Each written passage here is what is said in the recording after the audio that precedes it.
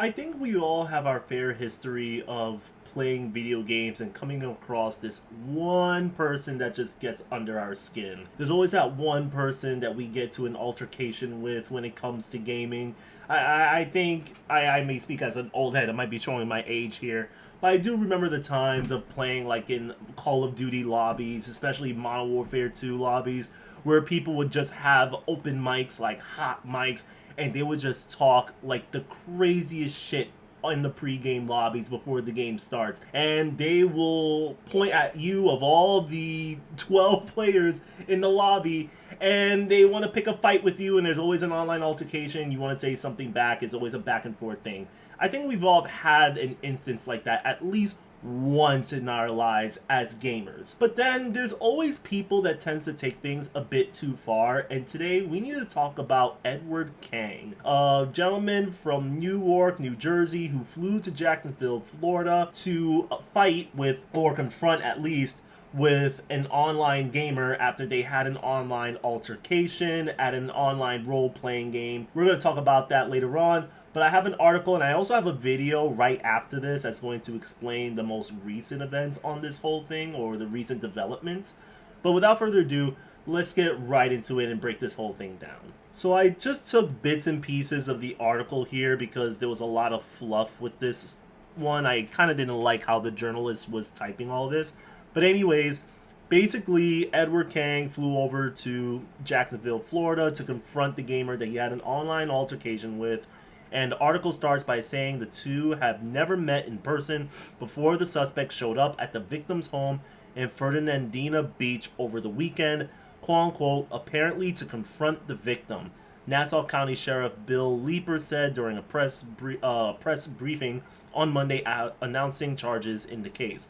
The incident is believed to have originated from an online altercation, Leeper said, calling the case a weird one. If I'm gonna be honest with you, I don't think there's anything weird with that. I don't think there's anything weird about, hey, you have an altercation with somebody. I don't know the specifics of what an altercation looks like. I'm not sure if this dude said, hey, yo mama's so fat, things like that, and he took it personally, so he flew over to Florida to say, hey, if you got a problem, we got a problem. Let's settle it right here. I don't know. The truth of the matter is, he felt offended. He felt some type of way, flew over to Jacksonville, Florida, and wanted to fight this dude, or probably even kill this dude. I don't think there's anything weird about this one. This is as straightforward as it seems. The article continues on to say that the suspect, Edward Kang, who's 20 years old, allegedly gained entry to the victim's home through an unlocked door, and wearing all black clothes, gloves, and a mask, attacked him with a hammer when the victim got up for gaming to use the bathroom late Saturday or early Sunday. The victim, who is believed to be around the same age as Kang, was able to wrestle his assailant to the ground. He and his stepfather, who was woken up by the screams for help, were able to disarm the suspect and restrain him until deputies arrived. Now, I don't want to be the one to victim blame, but what are you doing with an unlocked door in the middle of the night? I'm not understanding that. Like, I feel that's such a huge oversight to just leave your door unlocked. Who knows? Maybe this was the one night that they forgot to lock their doors before everyone just retired to bed. And it just so happened to be the night that Edward Kang would just pull up to the house with a hammer and the gloves and a mask, wearing all black, and wanted to kill this dude. Truth of the matter is, the victim should have been more careful with that. Because my God, like I think Edward Kang kind of pulled up to his house and was like, "Oh, this is easy. It's unlocked. Is this kid stupid? Hello? Doesn't he know after that online altercation I wasn't going to come after him and try to kill him?" It's just so dumb. It's a dumb mistake there, but that's not why we're here for. We're right now here for Edward Kang, who almost tried to kill this dude. So upon arrival, they discovered a significant amount of blood in the entryway of the home and the victim's bedroom, Leeper will continue on to say. The victim sustained severe head wounds during the assault. The victim has since been released from the hospital. Kang was booked into the Nassau County Jail on Sunday and charged with attempted second-degree murder and armed burglary. It's unclear if he has an attorney. Now, I will say this. Later on, you're going to find out he does have an attorney eventually, because he does appear in front of the court via, Zoom meeting for the first time. It's basically his first appearance. But we're just going to continue on with this, and then we're going to talk about that, because the story does kind of develop a little more from there. And this is the part that actually got me. When the articles got to this part, it said, when asked about a motive in the assault, Kang allegedly told deputies that the victim is a bad person online. He also allegedly asked how much jail time you receive for breaking and entering an assault, according to Leaper. First of all, I think it's kind of crazy that you could just ask a police officer that. I would think this is something that you would just look up before you do something like that. I don't know what the laws are like in Florida. I don't know how they treat second degree, attempted murder charges or armed burglary charges or anything like that. But that is still a pretty serious case. That's not something that's like, oh, you could get a slap on the wrist and go on and play your video games and don't do that again. Don't do that again. I'm sure you're a good kid. You had a bad day, but don't do that again. No, that is a very serious charge. And now they're saying that these charges, they might have either more charges or the charges that they have for them might be even worse than what he's currently facing. This is just the beginning. Like, they're still not done with this. They're still trying to investigate the whole thing. And in case of you guys are wondering what game they were playing, they were having a fight over, the game is known as ArcAge. It's basically like a Korean-based online role-playing game, or an MMORPG, if you will.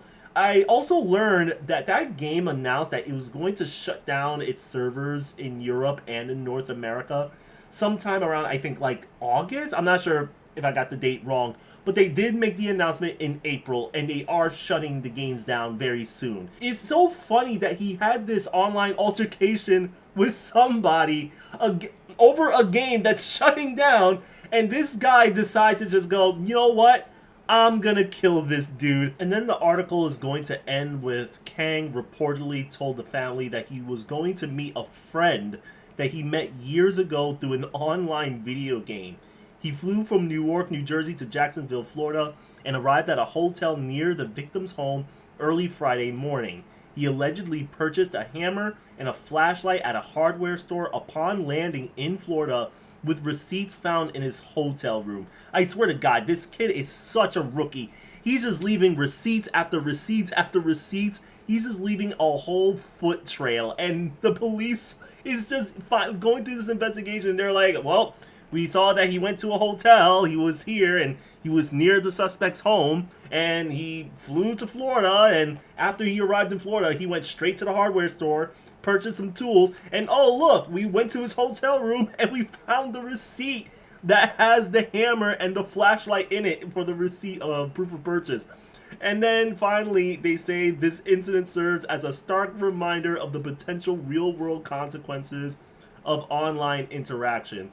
We urge the public to exercise caution, report any suspicious online behavior to the authorities, and always ensure that their homes are securely locked. Very well said, officer. Very well said. But I will say this, I know a lot of people tend to talk shit, over the internet. This is very common. And of course, people do it because there's little to no consequences for me to talk shit to you online. There isn't. There's nothing you can do. We can curse each other out to hell and back, and then we'll just go to our beds and sleep it off like as if nothing happened, because that's basically how it is nowadays.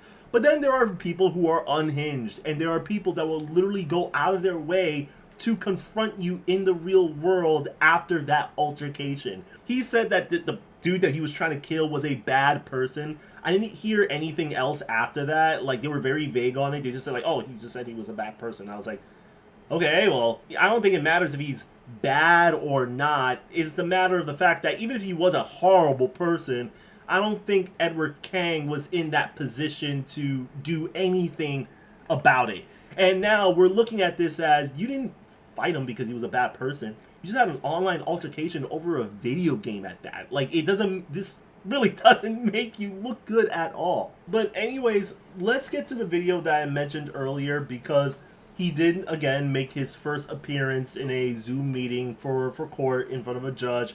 and they did request bond, and this is what happened. Edward Kang stood before a judge in a Zoom call from the Nassau County Jail in a bond hearing for his second-degree attempted murder and armed burglary charges.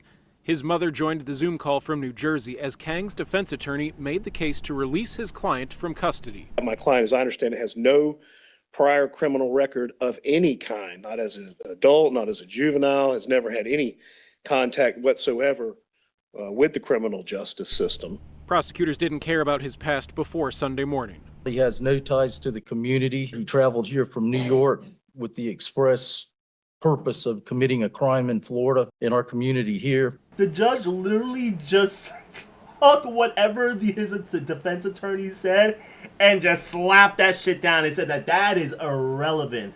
Basically, yeah, okay, he has a clean record, but he has a clean record in New York, New Jersey.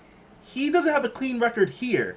He committed a crime here. He has no connections to the community of Jacksonville, Florida, and he committed a crime. He was only here for the weekend to commit a crime. There is no reason why I should be giving him bond after the fact. Sure, he's a good boy in New Jersey. Doesn't mean he's a good boy in Florida, too. Like, that makes no sense. That was a very weak argument from the defensive attorney. Kang could be seen wiping away tears multiple times while the prosecution made its case to the judge. Attempted murder with a weapon is a first-degree felony punishable by life, and we're asking that you detain him without bond. As Kang continued to wipe away tears, the judge issued his ruling. I must order pretrial detention. I believe that no conditions of release or bail will reasonably protect the community from risk of physical harm. Well, if it isn't the consequences to my actions, this kid might face life behind bars. I didn't really realize how bad it was when it comes to, you know, attempted murder with a weapon. But the fact that just attempting it means life behind bars is crazy. But then at the same time, what do you expect? Again, that's why I was laughing earlier when he said, well, how long do you stay in jail for breaking and entering an assault? And it's like, boy, you did not do your research, because you're about to be in jail or prison even, for a very long time. And now you can look at it here. He's been denied bond. He's not going anywhere. He's going to stay in that jail, and they're going to go through the whole court process. They're going to see if he's innocent or guilty, and if he's guilty, he may possibly face life behind bars over a video game. Imagine throwing your whole life away over a video game. You played a stupid game, no pun intended here, you played a stupid game, and you won a stupid prize. I don't know what to say here. He should have known better. I didn't think it was that deep. I didn't think it was that serious. But he took it to that level, and he didn't have to. He took it way too far. But he lied to his parents, bought a ticket to go to Jacksonville, Florida, broke into this dude's house, and attempted to kill him with a hammer that he brought at a hardware store. Like, I'm not understanding this. But there's nothing for us to understand. What this kid did, he could have killed somebody. And now, in Florida, they treat that as, yeah, that's murder. That is definitely murder. You could go to jail for a very long time for that. So, until then, I don't know if we're going to get any more stories out of this. I mean, it doesn't look good for the kid. And, yeah, hopefully he gets a book thrown at him. Until then, that's about it, y'all. Peace.